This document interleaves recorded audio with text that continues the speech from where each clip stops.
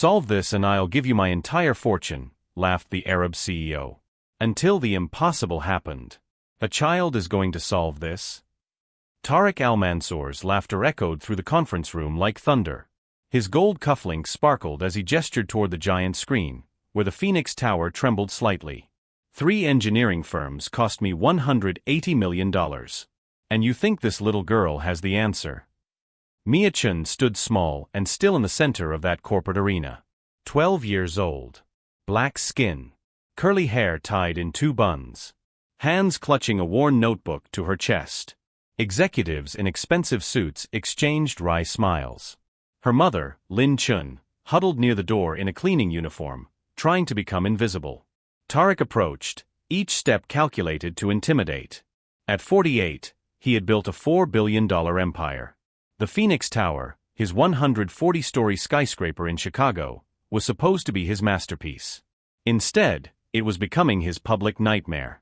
Prove it, he said, his voice low but venomous. Solve the mystery that has stumped the world's greatest engineering minds, and I'll give you my entire fortune. For $1 billion. He paused, letting the number hang in the air. But when you fail, and you will fail, your mother won't just lose her job. You too will leave this country. I will personally ensure that no company ever hires a Chen again. The silence was so thick that Mia could hear her heart beating. The building emitted its characteristic groan, a low hum that made water glasses vibrate in perfect circles. The Phoenix Tower was dying. And no one knew why. For 4 months, the most advanced skyscraper in the United States had been haunted by an impossible phenomenon. A vibration that ran through the steel and glass structure, causing windows to crack, chandeliers to swing on their own, residents to flee en masse. $220 million in cancelled contracts. Lawsuits piling up. The media calling it the cursed tower. Well. Tariq prodded. The world is waiting, little genius. Mia didn't look at him. Her dark eyes were fixed on the screen. Then for the first time she spoke. Her voice was low but crystal clear. The problem isn't inside the building. It's outside. German engineer Klaus Weber let out a dry laugh. We've already checked atmospheric pressure, winds, solar activity. There's nothing. You looked in the wrong place, Mia interrupted him. You didn't look for the trap that the building itself created. Klaus blushed. Trap? I've been an engineer for 35 years. Then why didn't you see it? The question cut through the air like a blade. Why didn't any of you see that you turned this tower into the biggest acoustic weapon ever built? The room exploded with murmurs. Tariq raised his hand, silencing everyone. His eyes now gleamed with dangerous curiosity. Continue, he ordered. Mia opened her notebook covered with technical drawings and calculations. My grandfather was an acoustic engineer. He died 2 years ago, but he taught me that every structure has a voice. You're not listening to what this building is saying. She walked to the window. Below, Chicago stretched out in concrete and steel. There are 3 elements working together to destroy this tower. Alone, they are harmless. Together, they are deadly. She held up 3 fingers. The design of the glass facades. The frequency of the Lake Michigan winds. And something no one checked, the subway network exactly 80 meters below us. Klaus Weber turned pale. Architect Rebecca Stone dropped her pen. The building groaned again, as if in confirmation. Impossible, Tariq murmured, his voice losing certainty. The simulations. Your simulations didn't include all 3 variables at once, Mia said. Because no one imagined they needed to.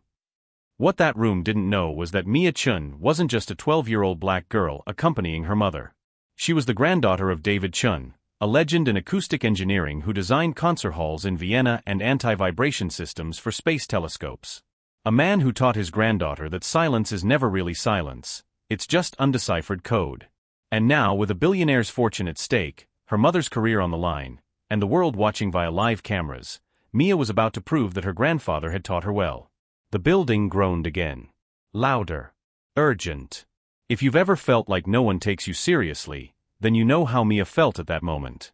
Don't forget to subscribe, because what this girl was about to do would not only save a $3 billion skyscraper, it would rewrite the rules of who deserves to be heard.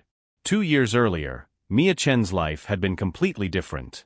She was sitting in her grandfather's small dusty workshop in Oakland, California, watching him adjust a precision tuning fork. David Chen was 68 years old, his hands calloused but steady, his eyes always shining with insatiable curiosity. "Mia dear," he said that day, his voice hoarse but full of warmth. "What do you hear now?" She closed her eyes. The tuning fork vibrated, emitting a perfect A at 440 Hz. But there was something else, an almost imperceptible echo coming from the wooden beams of the ceiling. "The beams are singing along," she murmured. David smiled, that proud smile that made her heart warm. "Exactly. Sympathetic resonance. Everything in the universe wants to vibrate in harmony. Buildings, bridges, even human bodies. When you find the right frequency, you can make anything sing. Or scream." He picked up an old leather-bound book. "Remember the Tacoma Narrows Bridge?" Mia nodded. He had told her that story 12 times before, but she never tired of it. The bridge that danced in the wind in 1940, twisting like a snake until it shattered. "The engineers were brilliant," David continued. "But they forgot to listen. The wind played the wrong note, and the bridge responded until it died." He gently touched his granddaughter's face. "Never forget, Mia. Structures speak. You just need to have the humility to listen." 2 weeks later, David Chen suffered a massive heart attack while working in his workshop. He died before the ambulance arrived. Mia was 10 years old. The pain was so deep it felt physical. Her mother, Lynn, a widow for 5 years and now fatherless, made the most difficult decision of her life. They sold their small house in Oakland. The medical bills were enormous. Lynn accepted a job offer in Chicago, a cleaning lady at the Phoenix Tower, America's most ambitious new skyscraper. Mia packed her grandfather's books into 3 cardboard boxes. Acoustic engineering manuals, notebooks filled with handwritten equations, sound frequency diagrams. It was all that remained of him, besides the memories. For the next 2 years in Chicago, life meant loneliness. Lynn worked double shifts. Mia, now 12, spent entire afternoons in the school library or sitting in quiet corners of the Phoenix Tower while her mother cleaned millionaires' apartments. It was during those quiet afternoons that Mia began to notice. The building made noise. Not the normal noise of elevators and air conditioning. Something deeper. She would press her hand against the glass walls and feel it, a rhythmic vibration, almost like a pulse. She began to time it. The vibration happened at specific intervals. Every 8 minutes during the day. Every 12 minutes at night. And it always got more intense when the wind blew in from the lake. She opened her grandfather's notebooks. She studied resonance frequencies, structural coupling effects, aeroelastic phenomena. Complicated words that she understood because he had spent years translating them into simple stories. Then, 3 months before the confrontation with Tarek, the incident happened. A window on the 87th floor spontaneously exploded at 2:32 p.m. on a Tuesday. $40,000 worth of laminated glass shattered into 1,000 pieces, raining down on an empty terrace. By sheer luck, no one was there. The media exploded. Investigators were called in. Tariq Al-Mansour, desperate, brought in the 3 best engineering firms in the world. And they all failed. Mia watched everything from her quiet corners. She saw the engineers with their expensive equipment, their computer simulations, their 1,000-page reports. Everyone looking inside the building. No one looking outside. No one listening. One night, alone in the meeting room while Lynn cleaned, Mia took a paper cup from the coffee machine. She filled it 3/4 full with water. She placed it on the floor and waited. At 8:12 p.m., exactly as she expected, the building vibrated. The surface of the water turned into perfect concentric ripples. A pattern. A frequency. A note. She pulled out her notebook and began to draw. The glass facades of the tower. The wind patterns of Lake Michigan. The schedule of the subway passing 80 meters below. 3 elements. 3 frequencies. And when they aligned perfectly, every 8 or 12 minutes depending on the time of day, they created something called triple-coupled resonance. A slow-motion acoustic bomb. "Grandpa," she whispered to the open notebook. "I heard it. The building is screaming." That's when Dr. Helena Reeves arrived. A special consultant brought in by the Saudi investors, a 72-year-old legend in structural dynamics. Mia saw her in the conference room, heard fragments of the conversation. "Have you considered aeroelastic coupling with underground vibrations?" Helena asked. The engineers looked confused. It was an obscure concept, rarely studied. Mia, hiding in the hallway, felt her heart race. Dr. Reeves was close. So close. But before Helena could explain, Tarek impatiently interrupted her. He wanted solutions, not theories. The meeting ended in frustration. It was that night that Lynn, cleaning the room after the disastrous meeting, found the notebook Mia had left behind. She saw the drawings, the equations, the notes. "Mia," she whispered, tears in her eyes. "Do you understand this?" "I know what's killing the building, Mom," Mia replied simply. And so it was that, 3 days later, a 12-year-old black girl found herself standing before the most powerful billionaire in Chicago, with his fortune at stake and her mother's future hanging in the balance. Dr. Helena Reeves rose slowly from her chair. Her eyes, sharp and analytical despite her 72 years, fixed on Mia with renewed intensity. "Triple coupling resonance," she murmured. "Are you suggesting that 3 independent systems are creating destructive harmonic interference?" Mia nodded. "Not just suggesting. I can prove it." Tarek crossed his arms, the cruel smile returning. "Then prove it. Show us your childish magic." Mia walked to the conference table and picked up a glass of water. All eyes followed her with morbid curiosity. She filled the glass 3/4 full and placed it in the center of the table. "The building vibrates every 8 minutes during the day," she said, checking her worn watch. "In exactly 90 seconds, you'll see." Klaus Weber snorted. "We've already measured the vibrations. They're irregular, chaotic." "They're predictable," Mia cut him off. "You haven't waited long enough to see the pattern. 3 elements need to align. The subway trains run at 8-minute intervals during rush hour. The wind from the lake reaches a critical speed of 42 kilometers per hour with each thermal cycle. And the glass facades," she pointed to the outer walls, "were designed in perfectly spaced panels that create resonant cavities." The room fell silent. Everyone stared at the glass of water. 60 seconds, Mia announced. Rebecca Stone, the architect, was pale. "The glass panels were my design. I won an award for that facade." "Your design is beautiful," Mia said gently. "But when the wind reaches 42 kilometers per hour, each cavity between the panels becomes a resonance chamber. Like empty bottles blowing at the same time. Alone, that wouldn't be a problem." 30 seconds, she continued. "But every 8 minutes, the subway passes directly underneath. The underground vibrations rise through the foundation. They create a frequency of 8.3 Hz. And when the wind is at the right speed, it creates another frequency of 8.7 Hz. Helena Reeves was doing furious calculations on her tablet. Her eyes widened. "Acoustic beating," she whispered.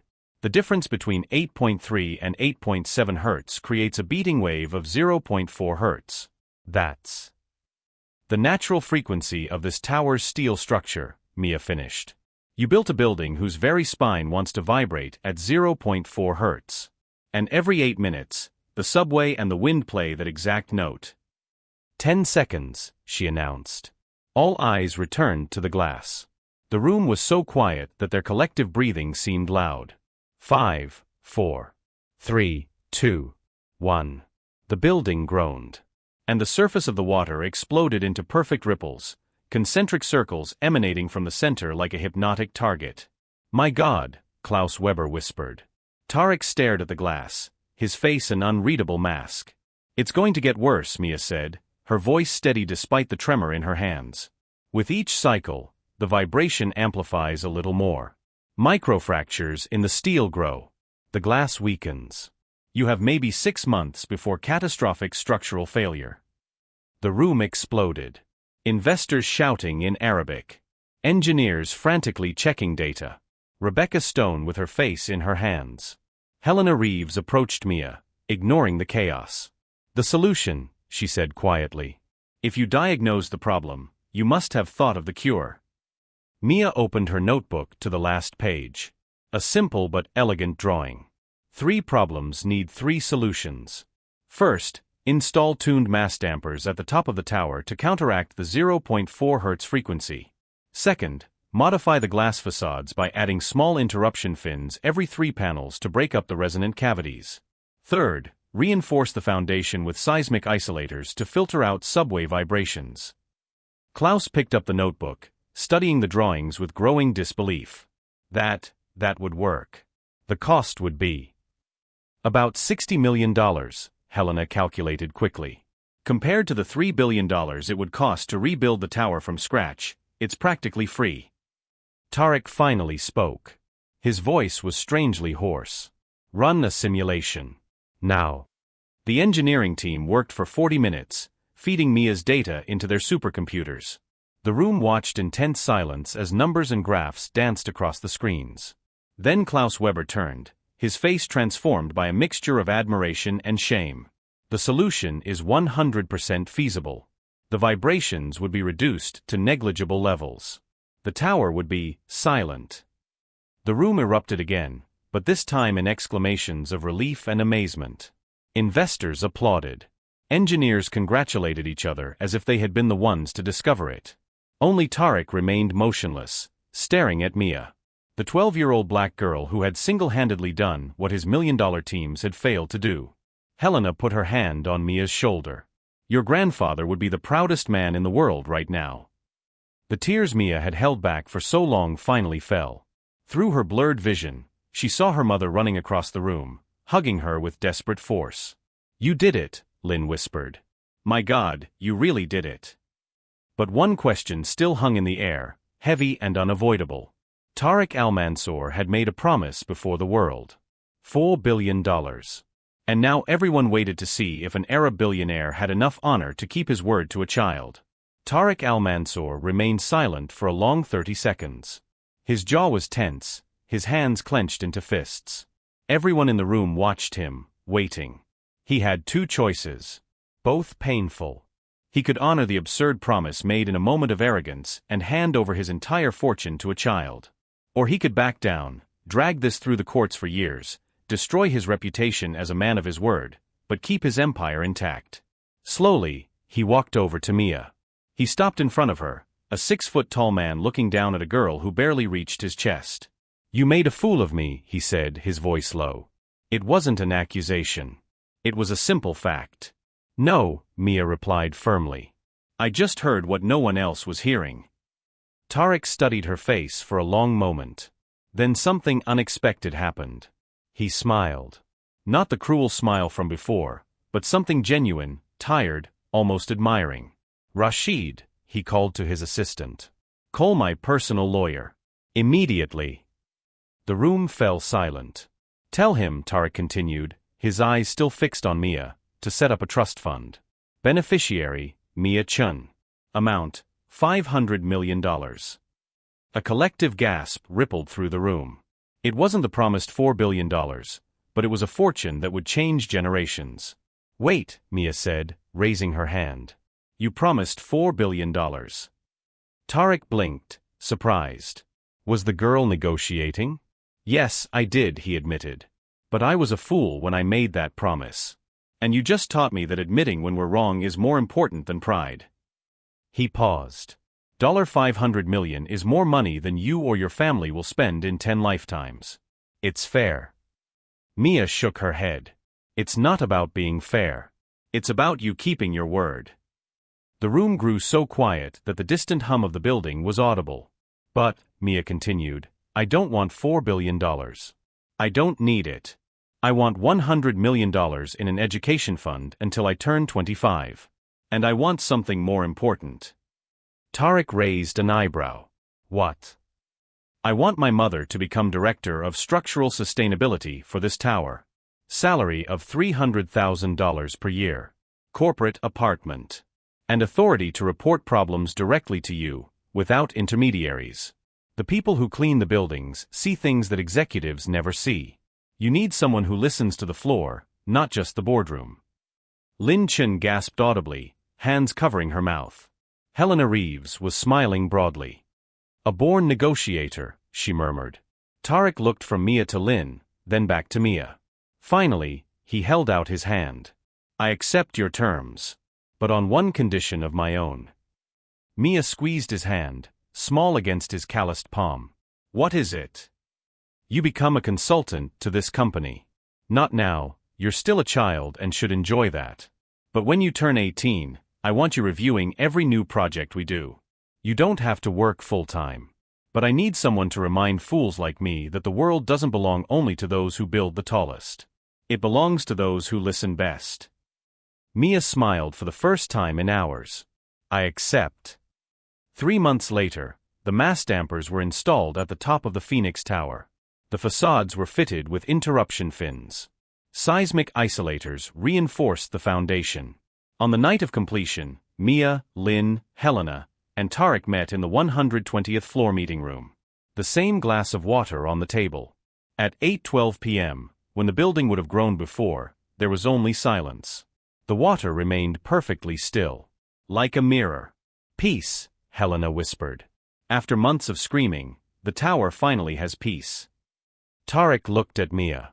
You saved more than a building. You saved my company. My reputation. Maybe even my humility, he chuckled softly. I never thought I'd be taught by a child. And I never thought it would be the best lesson of my life. Mia didn't respond right away. She was looking out the window at sparkling Chicago, thinking about her grandfather. Imagining him in his dusty workshop, smiling that proud smile. Grandpa, she whispered. I listened. Like you taught me. I listened. Years later, Mia Chun became one of the most respected acoustic engineers in the world. She founded the David Chun Foundation, offering scholarships to young people from working-class families interested in engineering. Lin Chun transformed her department at Phoenix Tower into a national model for valuing employees at all levels. And Tarek? He never again made a promise he didn't intend to keep. He never again underestimated anyone because of their age, appearance, or background. He became known not only for building impressive skyscrapers, but for building teams that knew how to listen. If this story has inspired you, if you believe that the greatest solutions come from those who have the courage to listen, then subscribe to the channel. Because the world needs more people who dare to listen when everyone else only knows how to shout. And sometimes, the answers that save empires come from places no one thought to look, from a girl with a worn notebook and the wisdom of a grandfather who will never be forgotten.